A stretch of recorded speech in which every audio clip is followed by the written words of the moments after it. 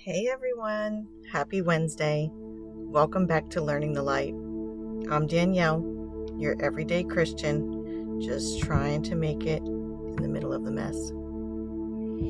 I'm so glad you're with me today, whether you're driving, folding your laundry, or sitting with your coffee.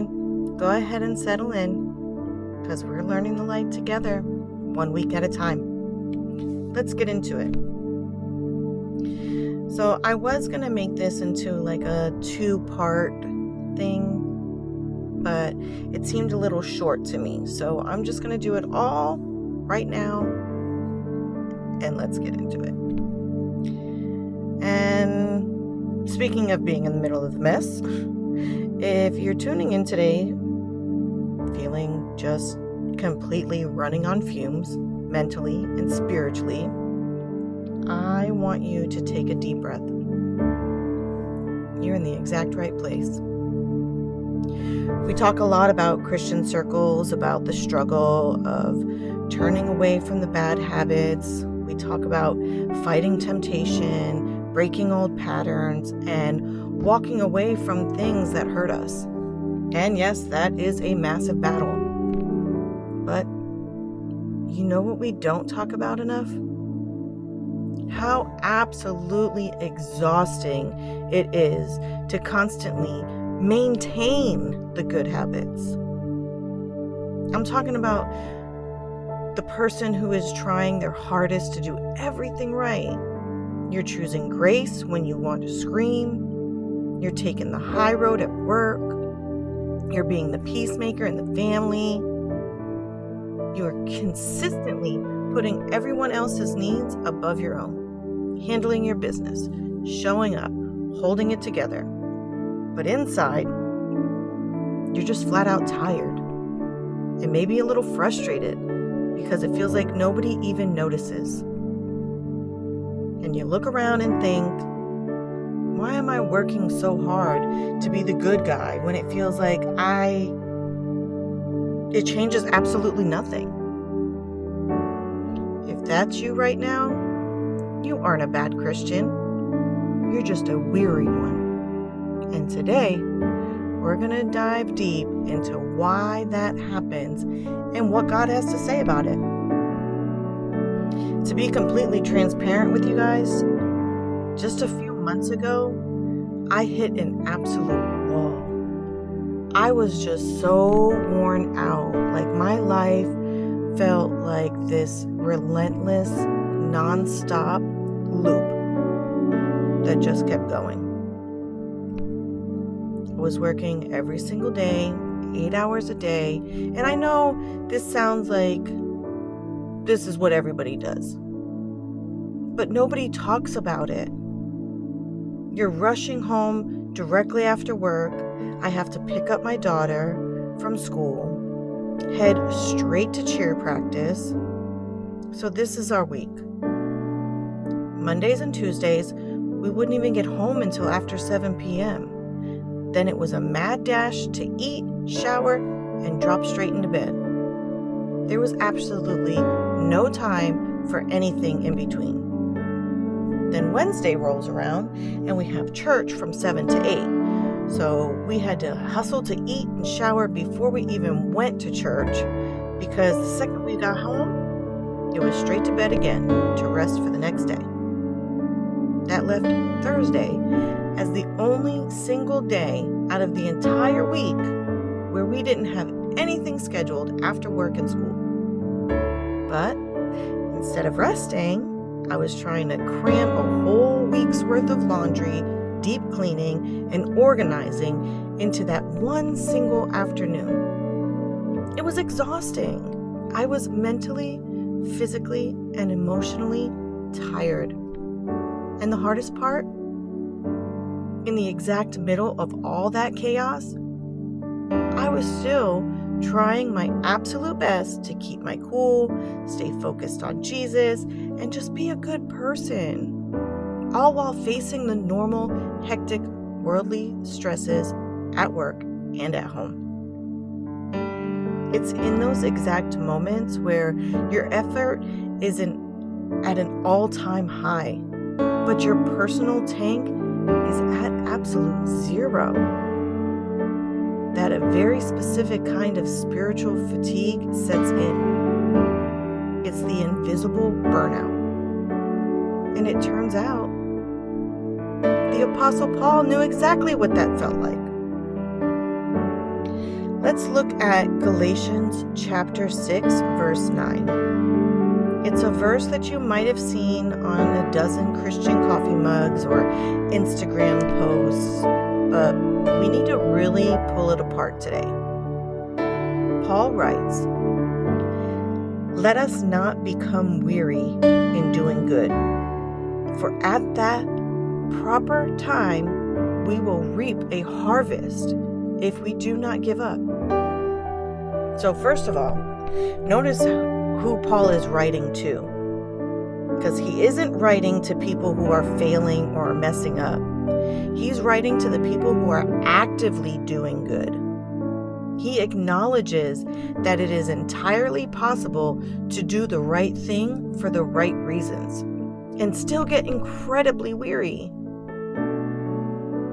So I might get this word a little wrong. So if you guys know the word, let me know down in the comments. In the original Greek text, the word used for weary is akeko. And it doesn't just mean your body needs a nap. It literally means to lose heart, to faint, or to let your hands drop out of sheer fatigue. It's that feeling where you just want to throw your hands up and say, "I'm done. I don't have it in me today." And then Paul uses an agricultural metaphor, the harvest. Think about a farmer planting a seed. They dig the dirt, they plant the seed, water it, protect it, and then for weeks and weeks, absolutely nothing happens on the surface. The ground looks completely empty. If you didn't know any better, you'd think the whole thing was a waste of time and energy. That is exactly where so many of us get stuck. We're in the underground season of our faith. We're watering the seeds of patience, kindness, and integrity. But we look at our circumstances, our relationships, or our daily grind, and the dirt looks completely bare. We start to think, why am I bothering to choose peace when this situation isn't even changing? But Paul gives us two massive pieces of truth here to anchor ourselves to. One, the harvest is real. And two, the timing is not ours. He says, at the proper time. Not your time. Not when you think it's earned. At God's proper time. Our job isn't to force the seed to grow or to manufacture the results. Our only job is to protect the soil and not give up. So if you're listening to this on your morning commute or while you're doing the dishes and you're feeling that akeko, that faintness of heart, I want to give you permission to drop the weight of trying to be perfect. God doesn't expect you to be a bottomless well of self-sufficiency. When you run dry, the answer isn't to try harder. It's to pull back and rest in Him, trusting that the harvest is growing even when you can't see it. But here's the reality we have to face. When we don't address this internal weariness, when we just try to sweep it under the rug and keep grinding, it eventually leaks out. It leaks out in our reactions. And usually, it leaks out at the absolute worst possible time. I like to call it the 4:30 p.m. reality check. You've survived the workday. You've answered the questions. You've handled the attitude, the pressure, the deadlines, the noise, and the regular worldly stress that comes with just trying to make it through the day. And then comes the transition. You pick up the kids, you're rushing to practice, you're thinking about dinner, the car is loud, your phone is buzzing, somebody needs something. Somebody forgot something. Somebody asks one more question in the wrong tone of voice. And suddenly, one tiny inconvenience becomes the thing that sends you over the edge. A shoe is missing. A water bottle mysteriously disappears. Somebody's moving too slow. You're already late. And before you even realize what happened, the filter drops. The fuse blows, and you snap. Then, 5 minutes later, that's when the guilt settles in. You start thinking, man, I was doing so well all day. Why did I just lose my mind over something so small? But the truth is, it really wasn't just about the shoe. It wasn't really just about the water bottle. It wasn't really just about the question. It was the buildup. It was the invisible burnout, finally finding a way out. And that brings us to the second part of what we need to talk about today, the reaction gap, the personal connection.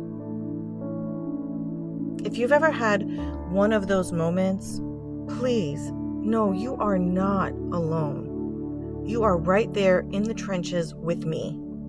For me, it always seemed to happen on the way to cheer practice. We would be in the car, already pressed for time, and suddenly realize that either one or both cheer shoes were missing, or the water bottle that was just in someone's hand had somehow magically disappeared into thin air. And of course, we would have about 15 minutes to drive all the way back home, figure out where the missing shoe was hiding, grab whichever water bottle we could find, and somehow still make it to practice on time. And it is in that exact little window where the clock is ticking, the schedule is falling apart, and your physical energy is already at zero, that your internal fuse just disappears. When we snap in those moments, we usually think the problem is just our temper. We tell ourselves, I just need to try harder to be patient. And yes, patience matters. Self-control matters. But I also think we have to look at a little deeper, because sometimes the issue is not that you do not love God. It's not that you do not care. It's not that you are failing as a mom, a wife, a friend, a coworker, or a Christian. Sometimes the issue is that you have been pouring out all day long, and you never stop to let God pour back into you. And James, who is probably one of the most practical and straightforward writers in the New Testament, gives us wisdom for this exact place. Let's look at James chapter 1, verse 19 and 20. It says, "My dear brothers and sisters, take note of this. Everyone should be quick to listen, slow to speak, and slow to become angry, because human anger does not produce the righteousness that God desires." That is such a simple verse, but it is not easy to live out. James gives us 3-step order. Quick to listen, slow to speak, slow to become angry. But when we are spiritually exhausted, that order gets completely flipped. Instead of being quick to listen, we become quick to get offended. Instead of being slow to speak, we become quick to snap. Instead of being slow to become angry, we're already halfway there before the conversation even starts. And that is where the reaction gap matters. The reaction gap is that tiny space between what happens to you and how you respond. It is the space between the spilled drink and your tone of voice, the missing shoe and your attitude, the rude comment and your reply, the inconvenience and your reaction. When your spiritual tank is full, that gap feels wider. You have a little more room to pause. You have a little more patience. You can take a breath, gather yourself, and choose a response that reflects Jesus. But when you are running on empty, by the end of the day, that gap shrinks. The irritation happens, and the reaction comes almost instantly.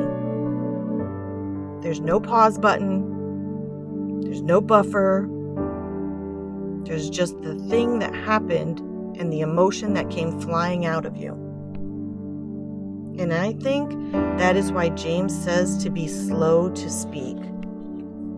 That word slow is important because it means there is supposed to be space there. There is supposed to be intentional restraint. There's supposed to be a moment where we let God meet us before our mouth takes over. Then James says, because human anger does not produce the righteousness that God desires.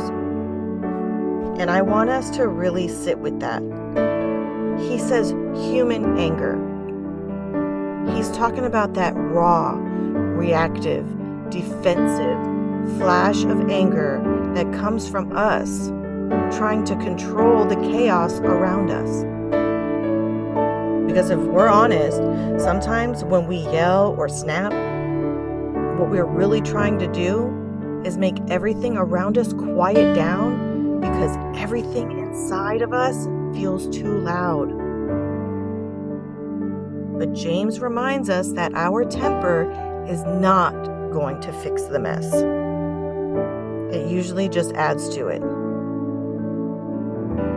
So, how do we practically widen that reaction gap when life is moving 100 miles an hour?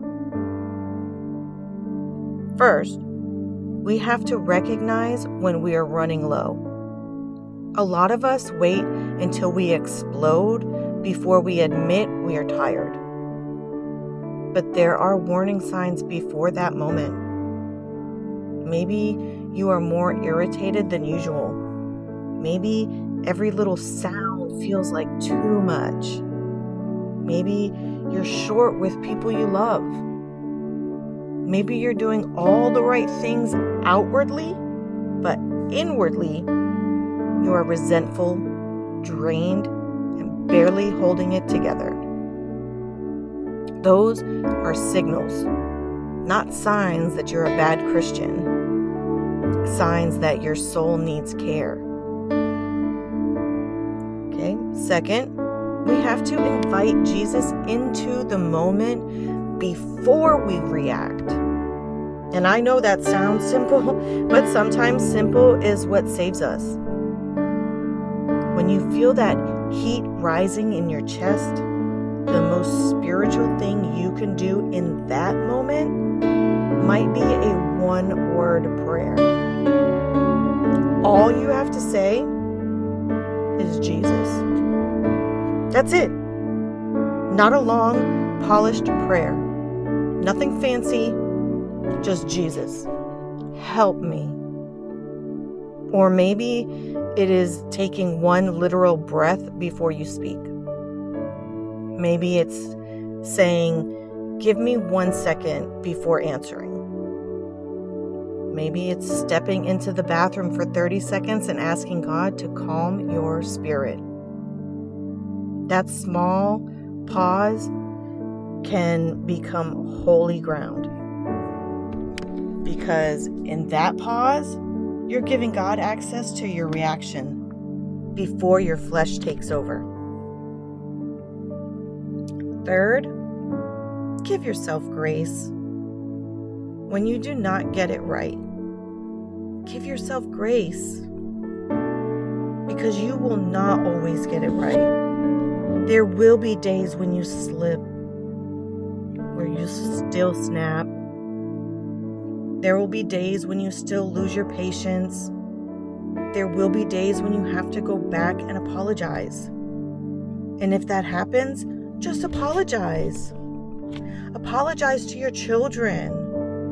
Apologize to your spouse. Apologize to the person you were short with. Not with shame, but with humility. You can say, I'm sorry for the way I responded.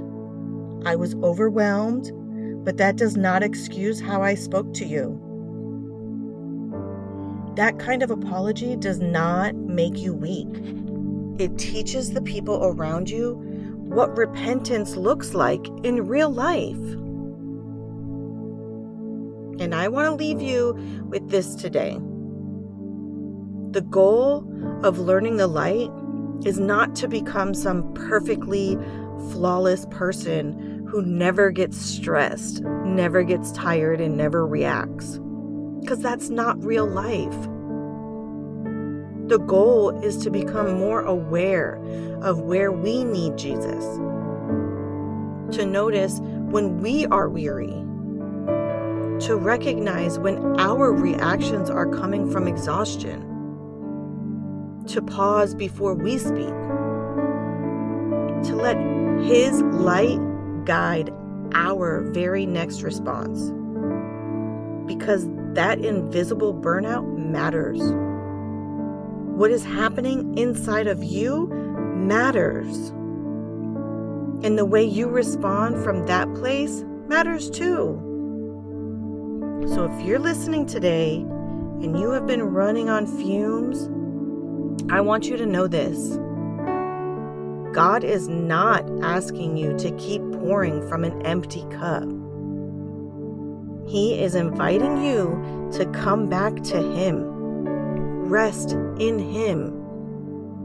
Let Him strengthen the places in you that are tired. Do not grow weary in doing good. The harvest is real. The timing belongs to God. And in the meantime, when life gets loud and your reaction is right there on the edge, pause long enough to let Jesus into that gap. Thank you guys so much for being here with me today. This episode has meant a lot to me because it really hit home for me. This is my real life. I want you guys to understand that I don't just talk to lecture. I tell you my real stories. If this episode encouraged you, share it with another mom or friend, coworker, sister in Christ who might be running on fumes this week. Take care, protect your peace, and I will see you right back here next Wednesday morning as we keep learning the light together.